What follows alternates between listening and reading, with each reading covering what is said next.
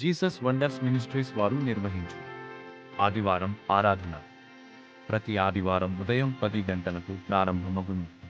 స్థలం David memorial college, 4వ అంతస్తు, తార్నాక.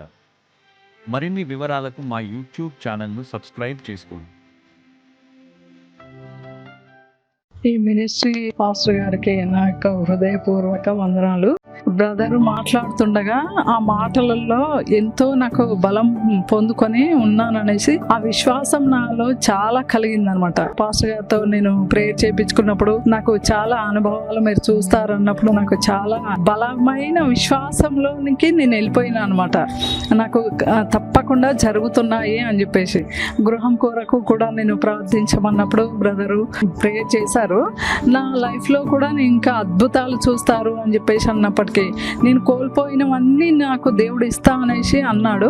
అదే నేను విశ్వాసంతో నేను నమ్మి ఇక్కడ నేను మరి సాక్ష్యం చెప్తూ ఉంటున్నాను. జీసస్ వండర్స్ మినిస్ట్రీస్ వారు నిర్వహించు ఆదివారం ఆరాధన ప్రతి ఆదివారం ఉదయం 10 గంటలకు ప్రారంభమగును. స్థలం డేవిడ్ మెమోరియల్ కాలేజ్, 4వ అంతస్తు, తార్నాక. మరిన్ని వివరాలకు మా యూట్యూబ్ ఛానల్ను సబ్స్క్రైబ్ చేసుకోండి.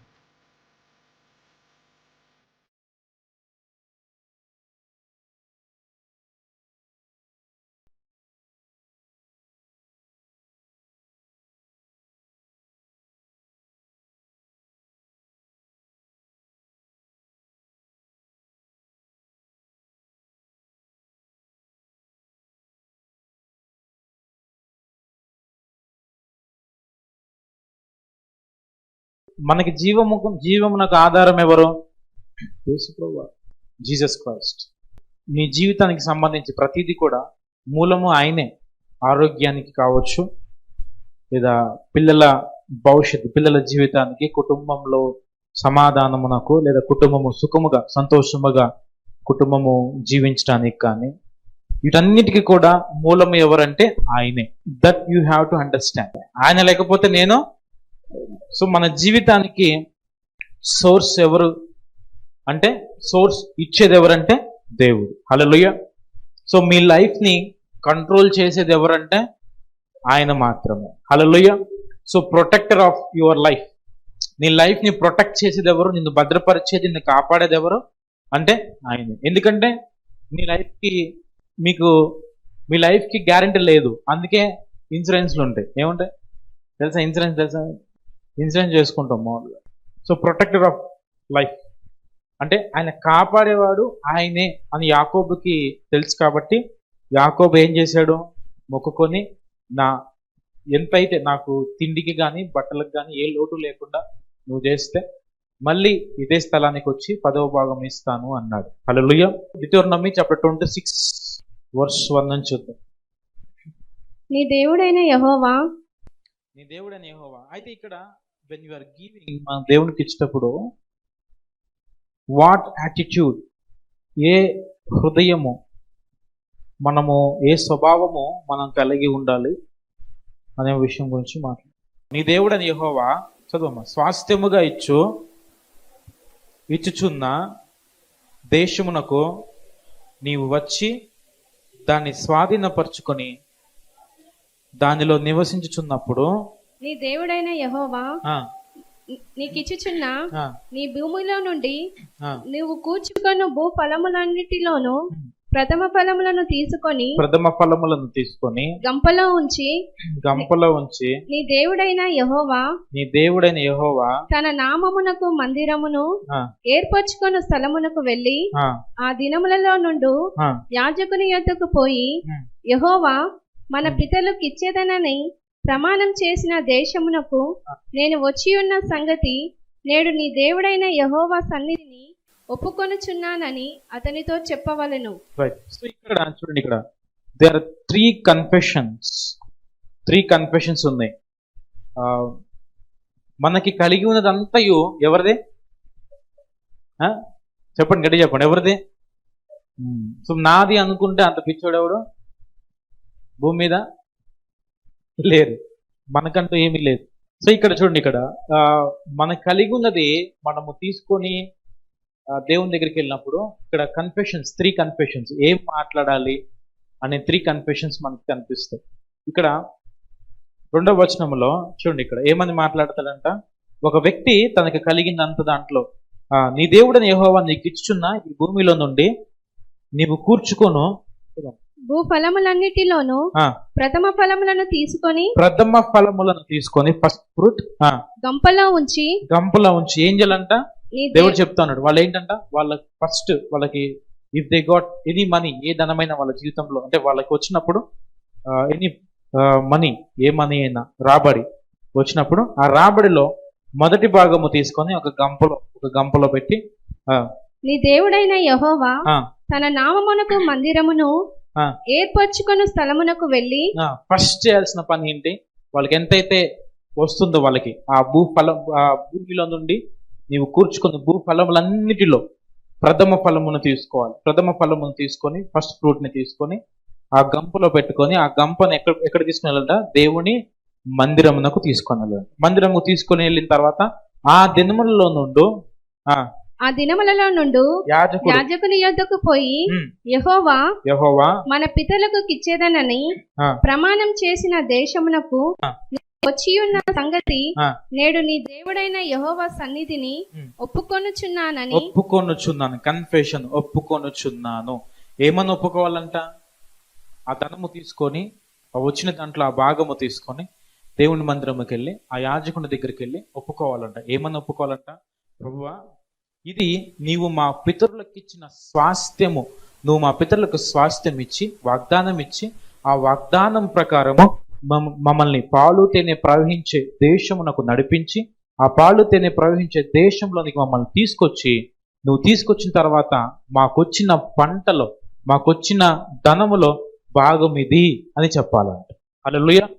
అంటే ఇక్కడ చూడండి, ఇక్కడ ఏం మాట్లాడుతున్నాడు, ఏం కన్ఫెషన్ చేయాలి, ఇది నేను పొలము కష్టపడితే నాకు వచ్చిన ధనము కాదు అని చెప్పట్లా, నాకు వచ్చిన ధనం అని చెప్పట్లా, లేదా నేను ఉద్యోగము చేస్తే నాకు వచ్చిన ధనము, నేను వ్యాపారము చేస్తే నాకు వచ్చిన ధనము, ఇవన్నీ నేను చేస్తే వచ్చిన ధనము అని కన్ఫెషన్ కాదు. అక్కడ నేను చెప్పి మీకు అర్థమవుతుందా? ఆడ ఏం కన్ఫెషన్ కనిపిస్తుంది, ఏమని మాట్లాడాలంట, ప్రభువా మా పితరులు ఎవరైతే ఉన్నారో మా పితరులకు వాగ్దానం ఇచ్చి ఆ వాగ్దాన ప్రకారం మమ్మల్ని పాలు తేనె ప్రవహించే దేశమునకు తీసుకొచ్చిన తర్వాత నీవు ఇచ్చిన పంటలో ప్రథమ ఫలము తీసుకుని వచ్చానని చెప్పాలంటే, అంటే నీవిచ్చిన దానిలో నీవు ఏదైతే నాకు ఇచ్చావో నీవిచ్చిన దానిలో నేను తీసుకొని వచ్చాను. అంటే నేను సంపాదించిన దాంట్లో అని కాదు. చూడండి, ఇప్పుడు ప్రథమ ఫలము దేంట్లో, పంటలో, అంటే వ్యవసాయము, ఫార్మింగ్. వ్యవసాయం చేసేటప్పుడు ఈ వ్యక్తి కష్టపడ్డాడా, కష్టపడలేదా? కష్టపడ్డాడు, అవునా కదా? వ్యవసాయం కష్టంగా ఉంటుందా, ఈజీగా ఉంటుందా? అవునా కదా? చాలా హార్డ్ ఉంటుంది, అవునా? అలాంటి హార్డ్ వర్క్ చేసిన వ్యక్తి దగ్గరకు వచ్చి ఏం చెప్పాలంట, నేను కష్టపడితే నాకు వచ్చిన పంటలో ఒక భాగము, 10వ భాగము తీసుకొచ్చి నీకు ఇస్తున్నానని కాదు అక్కడ చెప్పాల్సిన కన్ఫెషన్. ఏమని కన్ఫెషన్ చేయాలంట, మా పితరులకు వాగ్దానం చేసావు నాయన, ఐగుప్తు నుంచి మాకు వచ్చిన పంట కాదు ఇది, ఐగుప్తులో మేము సంపాదించింది కాదు, మా పితరులకు అక్కడ దొరికిన సంపాదన కాదు ఇది ఎక్కడ సంపాదన అంటే మా పితరులకు వాగ్దానం చేసి ఆ వాగ్దాన ప్రకారము వాగ్దాన దేశంలోనికి నువ్వు తీసుకొచ్చిన తర్వాత నీవు మాకిచ్చిన పంట. హల్లెలూయా. నీవు మాకిచ్చిన పంటలో, నీవు మాకిచ్చిన దాంట్లో చదవమ్మా మాట మళ్ళీ. యెహోవా మన పితరులకిచ్చేదనని ప్రమాణం చేసిన దేశమునకు నేను వచ్చి ఉన్న సంగతి నేడు నీ దేవుడైన యెహోవా సన్నిధిని ఒప్పుకొనుచున్నానని అతనితో చెప్పవలెను. యాజకుడు ఆ గంపను నీ చేతిలో నుండి తీసుకొని నీ దేవుడైన యెహోవా ఎప్పుడు తీసుకుంటాడంట, ఎప్పుడైతే ఈ కన్ఫెషన్ చేస్తాడో అప్పుడే తీసుకుంటాడంట యాజకుడు, అప్పుడే రిసీవ్ చేసుకుంటాడు. ఏం కన్ఫెషన్ చేస్తే, నేను కష్టపడితే వచ్చింది, నేను సంపాదిస్తే వచ్చింది, ఇది నా డబ్బులోంచి ఇస్తున్నా, లేదా నా డబ్బులోంచి నేను ఏదో సపోర్ట్ చేస్తున్నా, నా డబ్బులోంచి దేవునికి ఇస్తున్నా అంటే కాదంటే యాజకుడు తీసుకునేది. నీవు ప్రభువా నీవిచ్చిన దానిలో నుండి నీకు భాగం ఇస్తున్నానంటే అప్పుడు యాజకుడు ఆ గంపను తీసుకుంటాడంట. చాలా సందర్భాల్లో మనం అలాగే అనుకుంటాం, ఏంటంటే నేను కష్టపడి నేను దేవునికి ఇస్తున్నా. మనము దేవునికి ఇవ్వడానికి మన స్థాయి ఎంత, అంటే మనము దేవునికి ఇవ్వడానికి మన దగ్గర ఎక్కడి నుంచి వచ్చింది? మనకి ఎవరు ఇచ్చారు? ఆయన ఇచ్చిందే మనం ఆయనకి ఇస్తున్నాం. హల్లెలూయా. నువ్వు ఉద్యోగం, నీకు జాబ్ ఉంది, జాబ్ నేను చేస్తున్నాను కాబట్టి నాకు డబ్బులు వచ్చినాయి కాబట్టి నేను దేవునికి ఇస్తున్నా కాదు. ఆ ఉద్యోగం నీకు ఇచ్చింది ఎవరు? ఆ కృప నీకు ఇచ్చింది ఎవరు? నువ్వు ఉద్యోగం చేయాలంటే నీకు కృప కావాలి, ఆ కృప ఇచ్చింది ఎవరు? దేవుడు. నువ్వు బిజినెస్ చేయాలంటే దేవుని కృప కావాలి, ఆ కృప ఇచ్చింది ఎవరు? దేవుడు. నీ చేతికి ₹1 రావాలన్నా దేవుడి కృప లేకుండా రాదు, దేవుడు ఇచ్చిందే. వాళ్ళకి చెప్తున్నారు, వాళ్ళ కన్ఫెషన్ చూడండి. వాళ్ళు వెళ్ళి యాజకుడికి చెప్పాలి. ఆ యాజకుడి దగ్గరికి వెళ్ళి, నేను కష్టపడ్డాను, నా కష్టంలో నుంచి నా డబ్బుల నుంచి దేవునికి భాగమిస్తున్నానంటే యాజకుడు తీసుకో. కండిషన్. ఆ యాజకుడి దగ్గరికి వెళ్ళి చెప్పాలి, ఆ గంపలో ఉన్నది ఏదైతే పంట ఉందో, ప్రథమ ఫలము, అది దేవునిది. మా పితరులకు వాగ్దానం చేసి వాగ్దాన దేశంలోనికి తీసుకొస్తేనే అప్పుడు వచ్చిన పంట నాకు అది నేను తీసుకొస్తున్నాను. హల్లెలూయా. లేకపోతే నాకు ఎక్కడి నుంచి వచ్చేది? ఎందుకంటే బానిసత్వంలో ఉన్నారు నా పితరులు, బానిసలుగా ఉన్నారు నా పితరులు. ఫస్ట్ కన్ఫెషన్, మొదటి కన్ఫెషన్, నీవు మా పితరులకు ఇచ్చిన స్వాస్థ్యములో నేను నీకు ఇస్తున్నాను ప్రభు. మా పితరులకు ఇచ్చిన స్వాస్థ్యం ఏదైతే ఉందో, ఆ వాగ్దాన దేశం ఏదైతే ఉందో, అక్కడికి వచ్చిన తర్వాత మేము పొందుకున్నది నీకు ఇస్తాం, నీవిచ్చిందే నీకు ఇస్తున్నాం. అండ్ రెండోది, acknowledging the grace of God. రెండోది, యాజకుడు అప్పుడు ఆ గంపని యాక్సెప్ట్ చేస్తాడు. యాజకుడు ఆ గంపని నీ చేతిలో నుండి తీసుకొని, నీ చేతుల్లో నుండి ఎప్పుడైతే ఆ కన్ఫెషన్ చేస్తావో చేయి మారుతుంది. సో నీ చేతిలో నుండి తీసుకొని నీ దేవుడైన యెహోవా బలిపీఠము ఎదుట ఉంచగా. బలిపీఠం ఎదుట, బిఫోర్ ది ఆల్టర్. చాలా మంది దేవునికి ఎందుకు ఇస్తాము అంటే, దేవునికి ఇస్తే ఆశీర్వదింపబడతాం, లేదా దేవునికి ఇస్తే దీవించబడతాం. కరెక్టే, దేవునికి ఇస్తే ఆశీర్వదింపబడతాం. అయితే దేవునికి నేను ఇస్తే ఆశీర్వదింపబడతాను అనేది తప్పు. ఎందుకంటే నువ్వు ఇవ్వటానికి నీ దగ్గర ఎక్కడ లేవు, అది దేవుని ధనము, మనము దేవునికి ఇస్తున్నాము. హల్లెలూయా. ఇట్స్ గాడ్స్ మనీ, దేవుని యొక్క ధనము, దేవుని ధనము కాబట్టి దేవునికి మనం ఇస్తాము. వెన్ వీఆర్ గివింగ్, ఇచ్చేటప్పుడు మన హృదయ స్థితి, మన హార్ట్ యాటిట్యూడ్, నీ హృదయంలో ఎటువంటి యాటిట్యూడ్ నువ్వు కలిగి ఉన్నావు, దాన్ని బట్టి ఆ ధనం అనేది బలిపీఠం ఎదుటకు వెళ్తుంది, అంటే దేవుని దగ్గరికి చేరుతుంది. హల్లెలూయా. నీ హృదయం, ఏ హృదయం నువ్వు కలిగి నువ్వు ఉండిస్తున్నావు, అక్కడదే నీ కన్ఫెషన్. ఈ దినాల్లో లేవు కానీ ఆ దినాల్లో కన్ఫెషన్ వచ్చి ఆ మాట పలకాల. ఆ మాట పలికితేనే యాజకుడు యాక్సెప్ట్ చేస్తాడు, లేకపోతే యాక్సెప్ట్ చేయడు. తర్వాత అప్పుడు చూడండి, యాజకుడు తర్వాత, ఆ యాజకుడు ఎప్పుడైతే యాక్సెప్ట్ చేసిన తర్వాత ఆ గంప తీసుకొని అతన్ని నీ చేతుల్లో నుండి తీసుకొని నీ దేవుడైన యెహోవా బలిపీఠము నెదుట ఉంచగా తీసుకెళ్లి ఆ బలిపీఠం ఎదుట పెట్టినప్పుడు, వెన్ గాడ్ యాక్సెప్టెడ్, దేవుడు అంగీకరించిన తర్వాత ఆ మాటతో యాజకుడు యాక్సెప్ట్ చేస్తాడు. దేవుని దగ్గరికి వెళ్తుంది, ఆ బలిపీఠం దగ్గర పెట్టబడుతుంది, ఆల్టర్ దగ్గర, బిఫోర్ ది ఆల్టర్ పెట్టిన తర్వాత నెక్స్ట్ కన్ఫెషన్, సెకండ్ కన్ఫెషన్ ఏంటి? నీవు నా తండ్రి నశించుచున్న అరమీ దేశస్థుడు అతడు ఐగుప్తునకు వెళ్ళెను కొద్ది మందితో అక్కడికి పోయి పరవాసి అయి గొప్పదియు బలమైనదియు విస్తారమైనదియు నగు జనమాయను. Right. Next, acknowledging the grace of God. when we are giving to God, first మన హృదయంలో కలిగి ఉండాల్సింది ఏంటి? ఇది నా వల్ల వచ్చినది కాదు, నేను కష్టపడితే వచ్చింది కాదు, నా ధనము కాదు, ఇది దేవుని ధనము. కాబట్టి దేవుడు నాకిచ్చిన దానిలో ఒక భాగము నేను ఇస్తున్నాను. ఫస్ట్ నీ హార్ట్ లో కలిగి ఉండాలి. అండ్ సెకండ్ కన్ఫెషన్, రెండోది ఏంటంటే acknowledging the grace of God. అంటే అక్కడ ఏం జరుగుతుంది? నీ వంశమును జ్ఞాపకం చేసుకోవాలి. ఏం జ్ఞాపకం చేసుకోవాలి?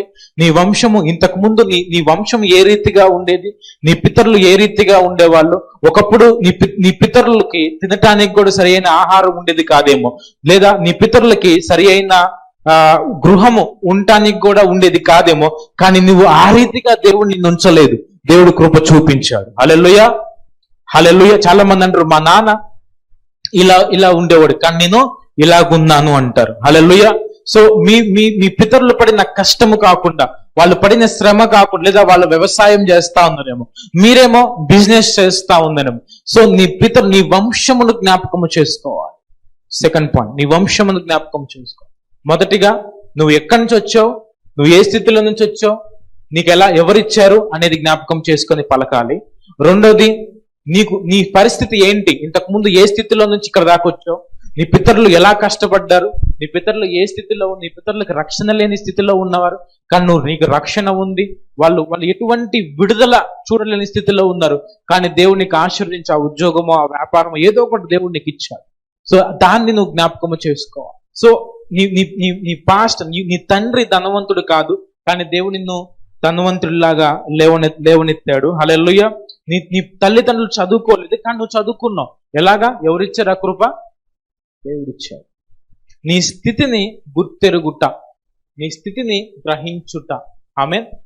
మొదటిదేమో నువ్వు ఎక్కడి నుంచి వచ్చావు, నీకు ఎవరిచ్చారు అనేది గ్రహించాలి. రెండోది, నీ స్థితిని నువ్వు గ్రహించాలి. ఏ స్థితిలో నుంచి ఈ స్థితిలో ఉన్నావు నువ్వు, ఎవరిని నీ స్థితిలో పెట్టింది, ఎవరిని నీ పొజిషన్లో పెట్టింది. ఒకప్పుడు నీ పితరుల యొక్క పొజిషన్ ఏంటి, నీ పితరుల యొక్క స్థానం ఏంటి, ఒకప్పుడు నీ పొజిషన్ ఏంటి. ఒకప్పుడు సరిగ్గా ఉద్యోగం ఉండేది కాదేమో, ఒకప్పుడు సరిగ్గా వ్యాపారం ఉండేది కాదేమో, ఒకప్పుడు సరిగ్గా ధనం ఉండేది కాదేమో, ఒకరి మీద ఆధారపడుతూ ఉండేవాడివేమో. కానీ కనీసం ఇప్పుడు నువ్వు కనీసం ఇతరులకు దీవెనకరంగా కాకపోయినా నీవు వేరే వాళ్ళ మీద ఆధారపడకుండా బ్రతుకుతున్నావేమో. హల్లెలూయా. సో అలా ఉన్నావేమో, దాన్ని జ్ఞాపకము చేసుకోవాలి. ఎవరు తీసుకొచ్చారు ఇట్లా? దేవుడు. నీడ్ టు రికగ్నైజ్, మనము దాన్ని గ్రహించుకోవాలి. ఏమి గ్రహించుకోవాలి? జీవమునకు ఆధారము ఎవరంటే దేవుడు. ఎందుకంటే సమస్తము ఆయన మూలముగా కలిగింది, ఆయన మూలముగానే మనకు వస్తుంది. సో ఇప్పుడు దాన్ని మనం గ్రహించినప్పుడు వి బికమ్ ఏ గివర్స్, మనము దేవునికి ఇచ్చేవారిగా మారుతాం. ఎప్పుడు దేవునికి ఇచ్చేవారిగా మారుతాము అంటే ఆయన నీకు అధికారిగా నువ్వు తీసుకున్నప్పుడు, నీ హృదయంలో ఆయనని నీ కాపరిగా నీ హృదయంలో నువ్వు తీసుకున్నప్పుడు, ఆయన నీకు యజమానుడిగా నీ హృదయంలో నువ్వు తీసుకున్నప్పుడు, ఆయన చెప్పి నువ్వు చేస్తావు. ఫర్ ఎగ్జాంపుల్, మీకు ఒక హౌస్ ఉంది మీకు, ఆ హౌస్ రెంట్ ఇవ్వట్లేదు. ఇవ్వకపోతే ఏం చేస్తారు మీరు? వాళ్ళని 2-3 నెలలు అయిన తర్వాత ఈ నెలని తీసుకెళ్ళి పడేస్తా. అవునా కదా? ఎందుకు? మీరు ఓనర్. సో మీ ఓనర్కి వాళ్ళు పే చేయాలి. సో ఆ ఓనర్ మీకు ఏమి ఇస్తున్నాడు? హౌస్ ఇస్తున్నాడు మీరు ఉండటానికి. సో కాబట్టి మీరు పే చేయాలి. సో దేవుడు మనకేమి ఇస్తున్నాడు? లైఫ్ ఇస్తున్నాడు. ఆమేన్. సో మనకిచ్చే ధనము కూడా ఆయనే మనకిస్తున్నాడు. ఇచ్చి దాంట్లో భాగం అడుగుతున్నాడు. ఎందుకు? టు చెక్ యువర్ హార్ట్, నీ హృదయాన్ని చెక్ చేయడానికి. ఎందుకంటే మనీ ఈజ్ వెరీ డేంజరస్. ధనము ఎంత అవసరమో అంత ప్రమాదకరం. హల్లెలూయా. ధనము ఎంత అవసరమో అంత ప్రమాదకరం. ఎందుకంటే ధనము హృదయంలోనికి చాలా ఈజీగా వెళ్ళిపోతుంది లోపలికి. ధనము అందుకే యేసుప్రభువు అన్నారు, మీరు ఇద్దరిని సర్వ్ చేయలేరు. ఒకటి మనీ, ఒకటి గాడ్. దేవునికి మీరు సర్వ్ చేయాలా, మీరు మనీకి సర్వ్ చేయలేరు. మనీకి సర్వ్ చేయాలా, దేవునికి సర్వ్ చేయాలి. అంటే ఇద్దరు మాస్టర్స్ కి మీరు ఎప్పుడు లోబడలేరు. ఎవరైనా ఒక మాస్టర్కి మీరు లోబడగలరు, ఒకరికి న్యాయము చేయగలరు. ఇద్దరికి ఒకటేసారి న్యాయం మీరు చేయలేరు. ఒకరికి న్యాయం చేస్తే ఇంకొకరికి అన్యాయం చేస్తాం.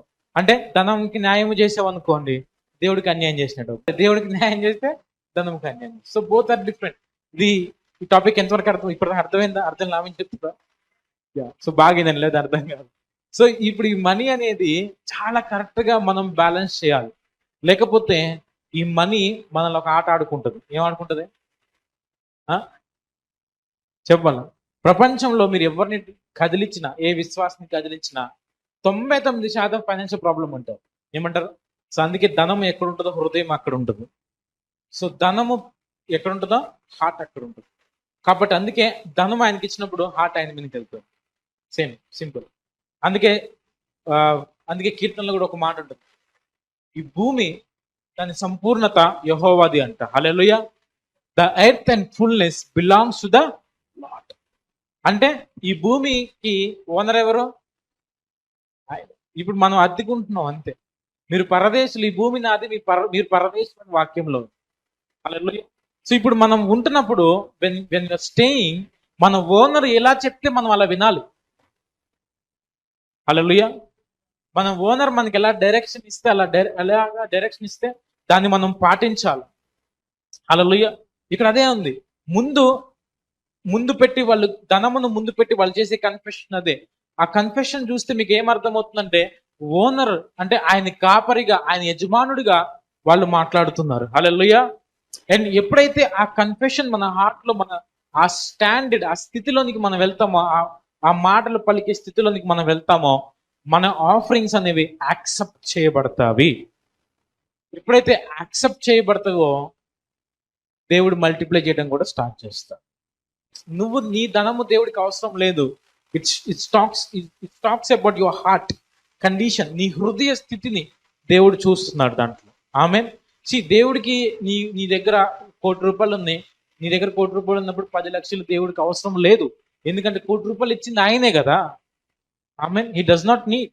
బట్ నేను ఇచ్చిన దాంట్లో నువ్వు ఇవ్వగలిగితే నువ్వు ఖచ్చితంగా నమ్మకంగా ఉంటావని దేవుడు నమ్ముతాడు. హల్లెలూయా. మీరు చిట్టీలు వేస్తారు, చిట్టీలు అవి కడతారు, తెలుసు, ఐడియా ఉంది కదా, వేస్తారు ఎవరన్నా? మీరు వాళ్ళకి ఇస్తారు, ఎవ్రీ మంత్ ఇస్తూ ఉంటారు ఎంతో కొంత. ఈ ₹1,00,000, ₹2,00,000, ₹3,00,000 చిట్టీలు ఉంటాయి, ఇస్తూ ఉంటారు. మీరు ఇస్తున్నప్పుడు మీకు అవసరం ఉన్నప్పుడు చిట్టి అంతా అయిపోయిన తర్వాత వాళ్ళు తిరిగి మీకు ఇవ్వలేదు అనుకో, జీవితంలో వాళ్ళకి మళ్ళీ ఇన్వెస్ట్ చేస్తారా మీరు? అవునా కదా. ఈసారి 1,00,000కి 2,00,000 ఇస్తామన్నా నీ 1,00,000 వద్దు, మాకేమొద్దు అంటారు. ఎందుకు? మీరు ఏదైతే మీరు నమ్మకంగా ఉన్నారు ఇచ్చే దాంట్లో, వాళ్ళు మీకు తిరిగి ఇచ్చే దాంట్లో నమ్మకంగా. ఈవెన్ దేవుడు అంతే. దేవుడు నీకు నమ్మకంగా ఉన్నాడు. మనం నమ్మదగిన వారము కాకపోయినా ఆయన నమ్మదగిన. హల్లెలూయా. సో ఆయన ఇచ్చినప్పుడు ఆ ఇవ్వగల హృదయము, అంటే నీ హృదయము కావాలి. He needs your heart. He does not need your money. నీ ధనము కాదు కావాల్సి. దేవుడికి బలులు ఎందుకు కావాలి? ఎందుకు బలులు అర్పించారు? పాత నిబంధనలో మన కాదు, బలులు ఎందుకు అర్పించారు? నోవా బలులు అర్పించిన తర్వాత ఆయనకి ఇంపైన సువాసనగా అనిపించిందంట, ఫ్రాగ్రెన్స్. ఏంటా ఫ్రాగ్రెన్స్? నోవా హార్ట్, నోవా హృదయము ఆయనకి ఇంపైన సువాసనగా అనిపించింది ఆ టైంలో. And he blessed him. Hallelujah, hallelujah, hallelujah. So అందుకే ఇక్కడ ఇజ్రాయెల్ ప్రజలకు చెప్పాడు, వెన్ యు ఆర్ గివింగ్, మీరు ఇచ్చేటప్పుడు ఫస్ట్ యాజకుని దగ్గరికి వచ్చినప్పుడు మొదట ఏం కన్ఫెషన్ చేయాలా? మేము మా పితరులకు నువ్వు ప్రమాణము చేసి వాగ్దానము చేసి ఆ వాగ్దానమును బట్టి ఐగుప్తులో నీకు తీసుకొచ్చిన తర్వాత నీవిచ్చిన దాంట్లో మాకు వచ్చిన పంటలో భాగం ఇదయ్యా అని చెప్పాలంట. నీవిచ్చిన దాంట్లో అప్పుడు ఆ యాజకుడు యాక్సెప్ట్ చేస్తాడు. యాజకుడు యాక్సెప్ట్ చేసి ఆ ఆల్టర్, ఆ బలిపీఠం ఎదుట తీసుకెళ్లి యాజకుడు ఆ ఒక బుట్టని దాన్ని తీసుకెళ్ళి పెడతాడు ముందుకి. ఆ ముందు తీసుకెళ్లి పెట్టిన తర్వాత నెక్స్ట్ కన్ఫెషన్, సెకండ్ కన్ఫెషన్ ఏంటంటే, మా పితరులు నాశనం అయిపోతున్న దేశంలో ఉండగా నువ్వు ఆ దేశము నుంచి మా పితరులను రక్షించి ఐగుప్తులోనికి తీసుకొచ్చి నువ్వు మల్టిప్లై, అంటే విస్తారముగా ప్రజలు అవునట్లుగా, మల్టిప్లై అవునట్లుగా చేసిన దేవుడివి నీవయ్యా అని చెప్పాలంట. హల్లెలూయా. సో అయినట్లుగా చెప్పాలంట. చెప్పిన తర్వాత అండ్ నెక్స్ట్ మూడో కన్ఫెషన్ ఏంటంటే ఎప్పుడైతే నువ్వు చెప్పిన తర్వాత, ప్రభువా నా పితరులు కూడా ఏదో ఈజీగానో, లేదా నా పితరులు ఈజీగానో కామన్ గానో నా పితరులు కూడా రాలేదయ్యా, వాళ్ళని నువ్వు చాలా నీ కార్యములు, నీ చెయ్యి చాపి నీ బాహుబలము చూపించి నీ కార్యములు నా పితరుల పట్ల నీవు చేసి నా పితరులను తీసుకొని వచ్చావయ్యా అని చెప్పాలంట. This 3 are connected. 3 కనెక్ట్ అయి ఉన్నాయి. ఎలా కనెక్ట్ అయి ఉన్నాయి?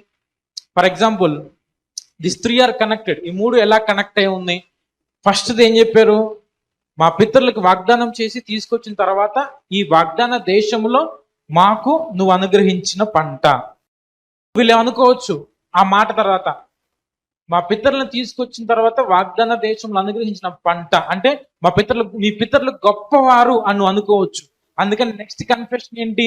మీ పితరులు గొప్పవారు కాదు, దేవుడు వాళ్ళు చెడిపోయే దేశంలో ఉన్నప్పుడు, నాశనం అయిపోయే దేశంలో ఉన్నప్పుడు తీసుకొచ్చి దేవుడే గొప్పవారిగా చేశాడు అని నెక్స్ట్ కన్ఫెషన్. హల్లెలూయా. తర్వాత దేవుడు చేసిన తర్వాత నా పితరులు భలే, దేవుడు చెప్పిన నా పితరులు భలే ఆ దేశం నుంచి అక్కడి నుంచి ఇక్కడికి ఈజీగా వచ్చారు అని అనుకోవచ్చు. కాబట్టి నీ పితరులు రాలేదు, దేవుడే హస్తము చాపి ఆయన బాహుబలము చూపించి ఆయన వాళ్ళందరినీ తోడుకొని వచ్చాడు అని కన్ఫెషన్. 3 కన్ఫెషన్స్. అంటే ఎక్కడ కూడా వాళ్ళని హైలైట్ చేయటం కానీ, ఎక్కడ కూడా వాళ్ళ పితరుల్ని హైలైట్ చేయటం కానీ ఏది లేదు. ఆ 3 కన్ఫెషన్స్ లో మనకు అనిపించేది ఏంటంటే, నీవిచ్చినది, నీవిచ్చిన భాగ్యం, నువ్విచ్చిన స్థితి, నువ్విచ్చిన స్థానము, నువ్విచ్చిన ఉద్యోగము, నువ్విచ్చిన వ్యాపారం, అన్ని నువ్విచ్చిన తప్ప మా సొంతగా మేము సంపాదించింది, మా సొంతగా మేము తీసుకున్నది, మేము ఎదిగినది ఏది కూడా కాదు అని చెప్తున్నారు వాళ్ళు. Hallelujah. So that was accepted. So అందుకే ఇది ఇప్పటికీ కూడా యూదులు ఇప్పటికీ దీన్ని పాటిస్తారు. ఈ ఫార్ములాని ఇప్పటికీ పాటిస్తారు. వాళ్ళ లైఫ్ లో వచ్చి వాళ్ళు దే ఫాలో 3 థింగ్స్. 3. మొదటిది ఏంటంటే దశంభాగం ఇస్తారు, తర్వాత ప్రథమ ఫలం ఇస్తారు, తర్వాత ప్రతి 3 సంవత్సరములకు కూడా వాళ్ళకు వచ్చిన భాగం అంతట్లో మళ్ళీ భాగము తీసి పేదవారికి, లేని వారికి, విధవరాండ్లకు, వీళ్ళందరికీ కూడా పంచి పెడతారు. ఇప్పటికీ కూడా యూదులు ఫాలో అవుతారు. అందుకే మీరు చూస్తే యూదులు ప్రస్తుతం ఉన్న భూమి మీద యూదులు they are very rich people. ఇప్పటికీ కూడా యూదులు రిచ్ పీపుల్ గానే ఉన్నారు. For example when you see America, మనం చూస్తే అమెరికాలో ఉన్న ధనవంతులందరూ కూడా ఆల్మోస్ట్ యూదులే. వాళ్ళు అంటే ఎంతమందికి అర్థమని చెప్పి, దే ఆర్ జ్యూస్ ఫ్యామిలీ, యూదుల కుటుంబం నుంచి వచ్చిన వాళ్ళే. Hallelujah. Because they follow that principles. అందుకే చాలా మినిస్ట్రీస్ కానీ, చాలా మిషనరీస్ అన్ని కూడా ఆల్మోస్ట్ ప్రపంచం అంతటికి కూడా పంపించడానికి గల సహాయం చేసింది ఎవరంటే అమెరికన్స్. ఎవరు సహాయం చేశారు?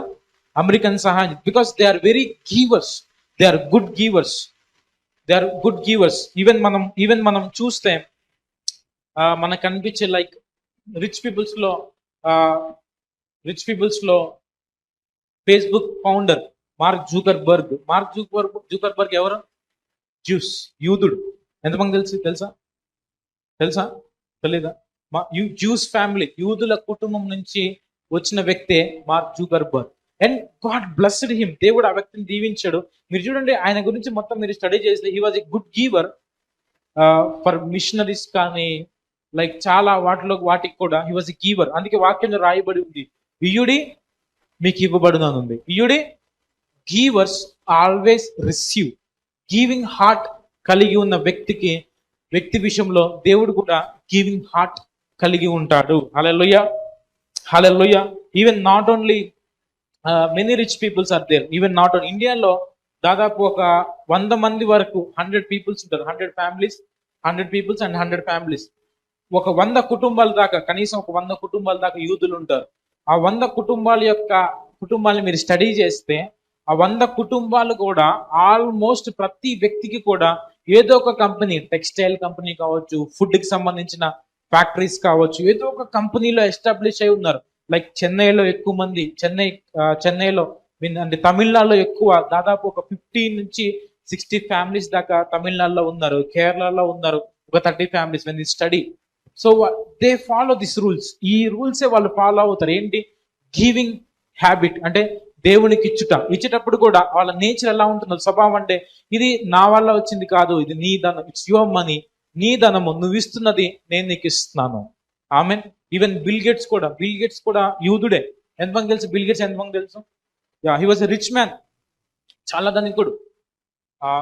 తన ఆస్తిలో ఒక టైంలో తన ఆస్తిలో సగభాగం 50% సగభాగము బీదలకి ఇచ్చేసాడు. చాలా మంది బీదలకి, మిషనరీస్, సంఘాలకి, చర్చెస్ కి, చాలా వాళ్ళందరికీ పంచిపెట్టేసిన తర్వాత 2-3 years కి మళ్ళీ he became a rich man.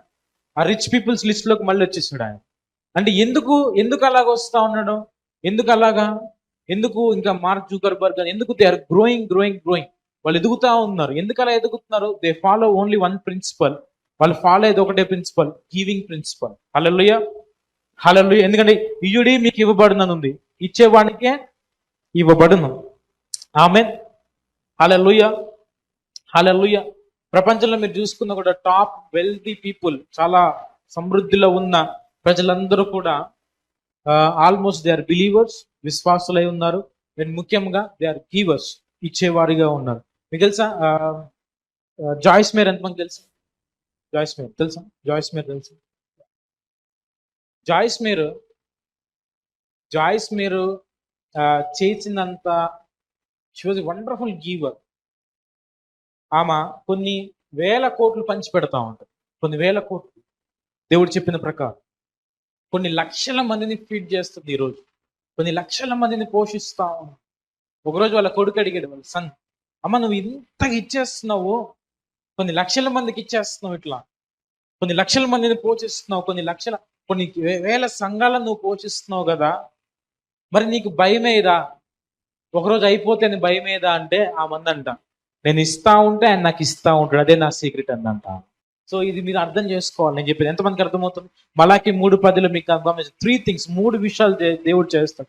When you give he will do 3 things. ఒకటి, ఆకాశ వాకిండ్లు విప్పుతాడు. That means windows of heaven, treasures of heaven. Amen, treasures of heaven మొదటిది. రెండోది, పట్టజాలనంత విస్తారముగా దీవెనలు కుమ్మరిస్తాడు. హల్లెలూయా.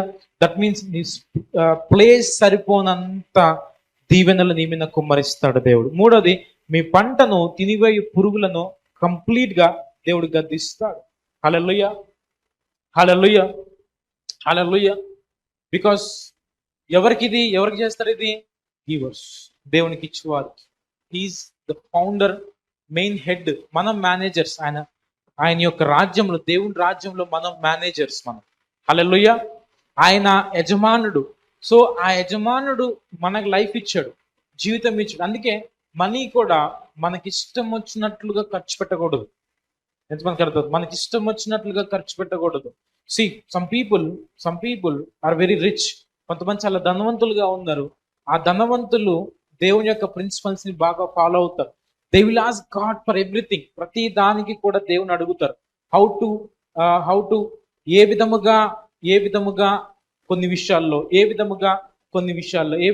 వీటి విషయాల్లో ఎక్స్పెండిచర్ ని, అంటే ఎలాగా ఖర్చు పెట్టాలా, దేనికి ఎంత ఖర్చు పెట్టాలా, దేనికి ఎంత చేయాలా, ప్రతిది కూడా దేవుని అడగాలి. హల్లెలూయా. వీఆర్ జస్ట్ ఏ మేనేజర్స్, గృహ నిర్వాహకులము. నీకు ఇచ్చిన కారు కావచ్చు, అది నీదిగా దేవుని. ఆమె నీకు వచ్చిన ప్రతి సోర్స్ తెలుసా? మీకు వచ్చిన ప్రతి రూపాయి మీరు మర్చిపోవచ్చు లెక్క, కానీ దేవునికి ఖచ్చితంగా లెక్క ఉంటుంది.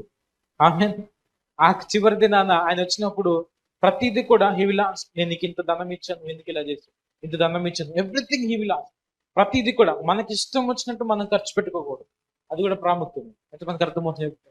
ఆమె మనకి ఇష్టం వచ్చినట్టు కూడా మనం ఖర్చు పెట్టుకోవద్దు. మెయిన్గా యవ్వనస్తులు, యంగ్ పీపుల్. హల్లెలూయా. చూడండి, ఈవెన్ మలాకి 3:8 చదవండి. Ask God before you by something. మీరు ఏదన్నా కొనే ముందు ఖచ్చితంగా మీరు దేవుణ్ణి అడగాలి. 3:8 అమ్మ చదువు. నా మందిరంలో ఆహారం ఉండునట్లు 10వ భాగమంతయు మీరు నా మందిరపు నిధిలోనికి తీసుకొని రండి. నా మందిరములోని ప్రీస్ట్, యాజకుడు బాగుంటే సమాజం బాగుంటుంది, సంఘం బాగుంటే సమాజం బాగుంటుంది. హల్లెలూయా, హల్లెలూయా. 10వ వచనం చూడండి. మీ ఇల్లు నిండిపోయేంత, పట్టజాలనంత. Some people have EMIs. చాలా ఈఎంఐ ఉంటుంది, చాలా బర్డెన్ ఉంటుంది. ఈఎంఐల మీద ఈఎంఐలు. ఒక ఈఎంఐ కాదు, చాలా రకరకాల ఈఎంఐలు. ఈరోజు ఏది కొనాలన్నా ఈఎంఐలు ఉన్నాయి. సో లాస్ట్ కి మంత్స్ ఈఎంఐలు అన్ని కట్టేసరికి ఏం మిగులుతాయి అంటే ఏం మిగులు. ఎందుకు ఏం మిగలట్లేదంటే అడగకుండా ఈఎంఐలు పెట్టారు మీరు. ఎవరిని అడగకుండా? యజమానుని అడగకుండా. Ask God before you by anything. ఏదైనా కొనేటప్పుడు అడుగు. నీకు ఫైనాన్షియల్ ప్రెషర్ వచ్చిందంటే ఆ ఫైనాన్షియల్ విషయంలో ఎక్కడ దేవుడి మాట వినలేదో సరి చేసుకో. హల్లెలూయా. ఈజీగానే ఉంటుంది ఈఎంఐ. 10,000 కడితే బండిస్తా అంటాడు. తర్వాత సరే ఒకటి అవసరం, చాలా అత్యంత అవసరం ఉంది, అడుగు. దేవుడు తీసుకోండి, తీసుకో. దేవుడు వద్దంటే నేనేమన్నంటే దేవుడు అడగకుండా ఏదో చేయొద్దు. ఆయన అడిగి చేస్తే ఆయన కడతాడు అని చెప్పేది. మీరు అడగకుండా చేస్తే మీరే కట్టుకోవాలి. అర్థమవుతుంది? హల్లెలూయా, హల్లెలూయా, హల్లెలూయా. అందుకే అండి ఇక్కడ అదే ఉంటుంది. మనము దేవునికి అంటే ఇచ్చేవారిగా ఉన్నప్పుడు హి విల్ గైడ్. వాటన్నిటి విషయంలో గైడ్ చేస్తాడు దేవుడు. హల్లెలూయా. అవిధేయతగా ఉన్న ఆజ్ఞను, దేవుడు ఏ ఆజ్ఞ చెప్తే ఆజ్ఞ చేయాలి. ఆజ్ఞల విషయంలో, కమాండ్మెంట్స్ విషయంలో మీరు అవిధేయతగా ఉండకూడదు. ఆమేన్. కర్ష ఎలా వస్తుంది ఒక వ్యక్తి మీద? ఆజ్ఞను అతిక్రమించినప్పుడు, ఆజ్ఞల విషయంలో అవిధేయతగా ఉన్నప్పుడు. రెండోది దేవునికి ఇవ్వకుండా ఉన్నప్పుడు. మూడోది తల్లిని తండ్రిని సన్మానించకపోవటం వలన. సమ్ పీపుల్ వెరీ డిస్రెస్పెక్ట్, చాలా భయంకరంగా మాట్లాడతారు. హల్లెలూయా. నాలుగోది దేవుని మందిరమును నిర్లక్ష్యము చేయటం వలన వచ్చిందంట. నేను చెప్పి మీకు అర్థమవుతుంది? ఈ 4 ఇస్ 4 ఆర్ వెరీ పవర్ఫుల్, చాలా ఇంపార్టెంట్. లేని పుణ్యాన్ని మీదకి వస్తాయి. అవిధేయతగా ఉండటం అంటే ఆజ్ఞను తిరస్కరించి, దేవుడు ఏదైతే ఆజ్ఞ నీకు చెప్పాడో ఆ ఆజ్ఞ విషయంలో అవిధేయతగా ఉండటం, డిసొబీడియన్స్. రెండోది దేవునికి ఇవ్వకపోవటం వలన కర్స్ విత్ కర్స్ అని చూడండి, ఇందాక చదివాం కదా, శాపం మీద శాపం అంట. తర్వాత తల్లిని తండ్రిని సన్మానించకపోవటం వలన, దేవుని మందిరం నిర్లక్ష్యము చేయటం వలన కూడా. హల్లెలూయా. దేవుడు అదే అన్నాడు, మీరు దేవుని దగ్గర ఎవరన్నా దొంగిలించున్నా, సమయము దేవునికి సమయం అయిపోయినా ఆ సమయాన్ని మీరు దొంగిలించినట్టే. ఆమె సండే ఏంటంటే ప్రభు దినం. సండే ఏంటి? ప్రభు దినం. So we must spend our time in the presence of God. దేవుని సన్నిధిలోనే మనము గడపాలి. వేరే ఏది పెట్టుకోకూడదు. వేరే ఎంత వర్క్ ఉన్నా కూడా అది ఆశీర్వాదం కాదు, శాపం. అది నేను చెప్పేది. ఎంతమంది అర్థం? Hallelujah. That is not a blessing. ₹1,00,000 వస్తాయా? ఆ ₹1,00,000 కూడా శాపమే. పౌలు అన్నాడు కదా, లాభకరమైనవి అన్నీ కూడా నష్టముగా ఎంచుకున్నాడంట. అదేంటి? లాభకరమైనవి కూడా నష్టంగా ఎంచుకున్నాడంట. నీ ₹1,00,000 వస్తుంటే ప్రాఫిటే కదా, దాన్ని ఎలా ఎంచుకోవాలంట? నష్టముగా ఎంచుకోవాలి. Hallelujah. So I saw many people, చాలా మందికి అద్భుతం జరిగేదాకా దేవుని సన్నిధి గుర్తొస్తుంది, తర్వాత దేవుని సన్నిధి గుర్తురాదు. బిజీ ఉన్నాం పాస్టర్ గారు అంటే. ఆమేన్. ఆయన సమయము, ఆయన మహిమ, ఆయన బలము, ఇవన్నీ ఆయనకి సమయం ఇచ్చినప్పుడు మహిమ, ఆయన బలం మనం చూస్తాం. Hallelujah. He is everything. He is the owner. ఆయనే ఓనర్ మన లైఫ్ లో.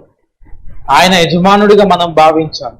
సో నీ పైన ఒక యజమానుడు, నువ్వు కంపెనీలో జాబ్ చేస్తున్నావు, ఉద్యోగం చేస్తున్నప్పుడు నీ పైన యజమానుడు ఎవరైతే ఉంటారో వాళ్ళని ప్రతిదీ అడిగి చేయాలి. నువ్వు అడగకుండా నువ్వు డెసిషన్ తీసుకుంటే ఏమంటారు? పంపించేస్తారు, బయటకు పంపిస్తారు. ప్రతి డెసిషన్ కానీ, ప్రతి మాట కానీ, ప్రతిది కూడా అడిగి నువ్వు చేయాలి. అలాగే దేవుని రాజ్యంలో ఆయన మన యజమానుడు. ఆయన సో మన యజమానుడిని ప్రతిదీ అడగాల. మనీ గురించి ఇది అడిగితే దేవుడు చెప్తారా, అది అడిగితే దేవుడు చెప్తారా? ప్రతిదీ అడిగితే, ఏది అడిగినా దేవుడు చెప్తాడు. హల్లెలూయా. ప్రతిదీ అడగాల, ఎవ్రీథింగ్, ప్రతిదీ కూడా, ప్రతి విషయం అడగాల. చిన్న చిన్న వాటివి కూడా అడగాల. దేవుడు చేయమంటావో వద్దా, చేయమంటావు.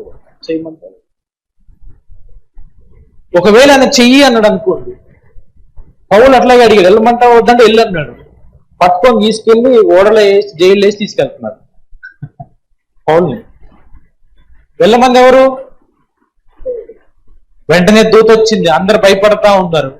రాత్రి ప్రార్థన చేస్తా ఉన్నాడు, దూత వచ్చింది, పౌలా భయపడకు, ఖచ్చితంగా నువ్వు కైసరు ఎదుట నిలబడాల్సిన అవసరం ఉంది, కాబట్టి ఖచ్చితంగా నువ్వు ఒడ్డుకెళ్తావు, హాని పడవే కానీ నీకు ఏది కాదు అన్నాడు దూత. వెంటనే పౌలు బయటకు వచ్చి అందరు భయపడి వణికిపోతాను. ఫుడ్ లేదు, తిండి లేదు, ఆహారం లేదు, అన్ని పడేసారు, బట్టలన్నీ బట్టలు తిండి మొత్తం అంత బయటకు, వేడి తగ్గాలని పడవ. పౌలు వెంటనే వాళ్ళందరూ చెప్తున్నారు, అయ్యలారా అమ్మలారా మీరు భయపడద్దు, మీరు దిగులు పడద్దు, రాత్రి దూత నాకు చెప్పిన ప్రకారం అదే జరుగుతుంది, హాని ఓడకే గాని మనకేది కాదు అన్నాడు. హల్లెలూయా. ఎవరు చెప్పారు అది? ఎవరు వెళ్ళమన్నారు? దేవుడు వెళ్ళమన్నాడు. ఆమె ఒకవేళ దేవుడు వెళ్ళమనలేదు అనుకో, పౌలు వెళ్ళాడు అనుకో, ఆ పడవ ఏమైతే టైటానిక్ ట్రాజడీ లాగా అయిపోయింది. సీరియస్. హల్లెలూయా. ఆస్క్ ఎవ్రీథింగ్, ప్రతిదీ అడగాల. చేయమంటాడా? చెయ్యి. వద్దా? అందుకే చెప్తుంది 4 విషయాలు చూడండి. 4 విషయాలు చాలా ప్రాముఖ్యం. అవిధేయత అంటే దేవుడు ఆజ్ఞలు, దేవుడు అని చెప్తే అది తప్ప వేరే చేయొద్దు. అవిధేయతగా ఉండొద్దు. దేవునికి ఇవ్వకపోవటం మానేయొద్దు, ఇవ్వటం మానేయొద్దు. తల్లిదండ్రులను సన్మానించాలా, దేవుని మందిరాన్ని నిర్లక్ష్యం చేయొద్దు. ఈ 4 things these are very important. Hallelujah. So he is the owner. ఆయన యజమానుడుగా స్వీకరించాడు. అర్థమైపోయింది.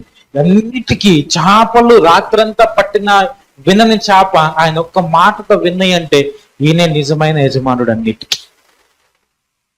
సో కాబట్టి ఇవన్నీ కాదు, ఆయనే నా యజమానుడిగా మార్చుకుందాం అని చెప్పి అన్ని విడిచిపెట్టి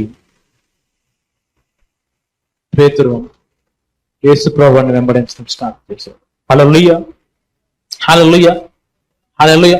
పేతురు అంతగా ఆయన జీవనకు ఆధారం ఏంటి? పేతురు అంతగా నువ్వు ఏం కనిపించింది నీకంటే? పేతురు అంటున్నాడు, ఏం కనిపించింది ఏంటి? తర్వాత కనిపిస్తుంది అంటే తర్వాత ఏం కనిపిస్తుంది పేతురు అంటే ఆయన పాటు సింహాసనం మీద కూర్చోబోతున్నా. తర్వాత నేను సింహాసనం మీద నువ్వు కూర్చుంటావు, ఆ తర్వాత ఏం చేస్తావు పేతురు?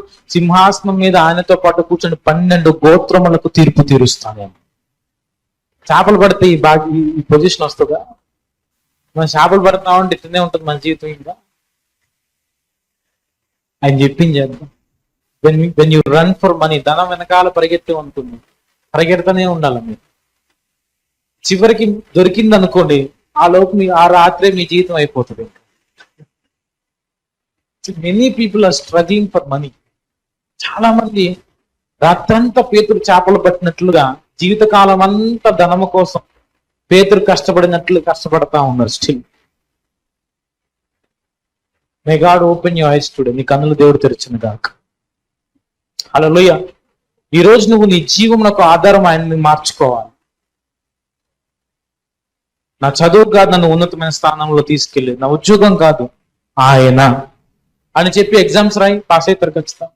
ఆమె సీరియస్ అని ఎగ్జామ్స్ రాయండి, గ్రూప్స్ రాయండి, విల్ బికమ్ గ్రేట్. గొప్ప స్థానంలో దేవుడు ఉంచుతాడు తీసుకెళ్ళి. హల్లెలూయా, హల్లెలూయా. మనం చెప్పింది లాస్ట్ వీక్ చెప్పాను, కేరళలో ఒక ఆయన ఈ బికేమ్ ఐఏఎస్ ఆఫీసర్. ఎందుకు ఐఏఎస్ ఆఫీసర్ అయ్యి ఉన్నావు అంటే, ఎందుకు 18 గంటలు కష్టపడ్డావా, 20 గంటలు కష్టపడ్డావా ప్రశ్న ఆయన తెలుసా? కష్టపడతాం పక్కన పెట్టండి, కానీ ఫస్ట్ ఏంటంటే నేను ఆయన నమ్మే అన్నాడు. నన్ను ఐఏఎస్ ఆఫీసర్ గా చేస్తాడని నేను నమ్మా. ఐ బిలీవ్, నేను నమ్మా. హల్లెలూయా, హల్లెలూయా, హల్లెలూయా. ఈ బికేమ్ టాప్ లిస్ట్ లో వచ్చాడు ఆయన. టాప్ లిస్ట్ లో maybe 3rd, 4th rank, 1st rank ఈ లిస్ట్ లో, ఈ 5 ర్యాంక్స్ లో ఉన్నాడు ఆయన. హల్లెలూయా. సో జీవమునకు ఆధారం ఆయన చేసుకోవాలి. చేపలు పడితే ఆ పొజిషన్ వస్తుందా పేతురికి? ఎలాంటి పొజిషన్ వచ్చింది? సమస్తము విడిచిపెట్టడంట. బ్రతకడానికి ఆధారము. అబ్రహాం కూడా సమస్తము చేస్తున్న పనంతా విడిచిపెట్టి అబ్రహాం వెళ్ళిపోయాడు. ఎందుకు వెళ్ళిపోయి అబ్రహాం? ఎలా బ్రతుకుతావు? నీకు వచ్చిన పని అదేగా, నీ ఉద్యోగం అదేగా. ఇప్పుడు ఏం విగ్రహాలు చేస్తావు? విగ్రహాలు కూడా చేయకూడదుగా. ఇప్పుడు మార్చుకున్నావు ఒక మతం. ఎవరు? అబ్రహాం. విగ్రహాలు చేయొద్దు కదా విగ్రహాలు. ఎలా అబ్రహాం? ఏం చేస్తావు? నాకు తెలియదు. ఆయన రమ్మన్నాడు, వచ్చి. హల్లెలూయా, హల్లెలూయా. రాజులు వణికిపోయేంత దీవించుడు అబ్రహాం దేవుడు. ఆమేన్. దేవుడు కూడా నిన్ను అలా దీవించను కాక. And he was a giver. మొదట 10వ భాగం ఇచ్చింది ఎవరు? ఎందుకు ఇచ్చాడు అబ్రహాము? జీవమునకు ఆధారము నాకు ధనము కాదు, కానీ జీవమునకు ఆధారము దేవుడు. God is my source of life. Hallelujah. So when we understand, ఇది మీకు అర్థమైంది అంటే you will become a giver. మీరు దేవునికి ఇచ్చేవారిగా మారుతారు. దేవునికి ఇచ్చినప్పుడు 3 విషయాలు చేస్తాడు ఆయన. ఆకాశ వాకిట్లు విప్పుతాడు, అంటే ద ట్రెజర్స్ ఆఫ్ హెవెన్. రెండోది, పట్టజాలనంత విస్తారముగా దీవెనలు కుమ్మరిస్తాడు. హల్లెలూయా. మూడోది, మీ పంటను తినివేయు పురుగులను గద్దిస్తాడు. హల్లెలూయా.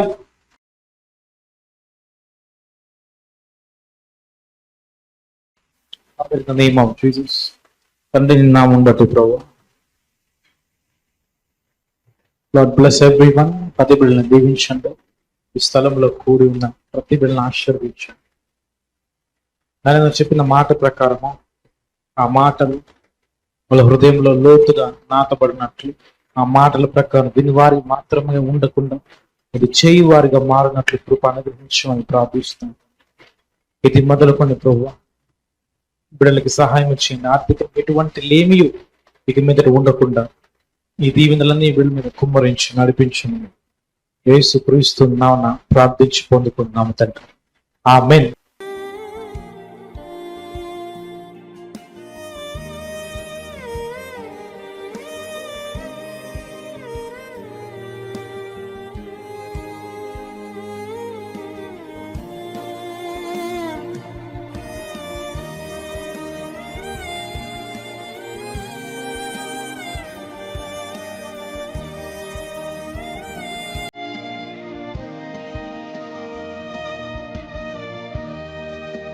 జీసస్ వండర్స్ మినిస్ట్రీస్ వారు నిర్వహించు ఆదివారం ఆరాధన ప్రతి ఆదివారం ఉదయం 10 గంటలకు ప్రారంభమగును. స్థలం డేవిడ్ మెమోరియల్ కాలేజ్, 4వ అంతస్తు, తార్నాక. మరిన్ని వివరాలకు మా యూట్యూబ్ ఛానల్ను సబ్స్క్రైబ్ చేసుకోండి.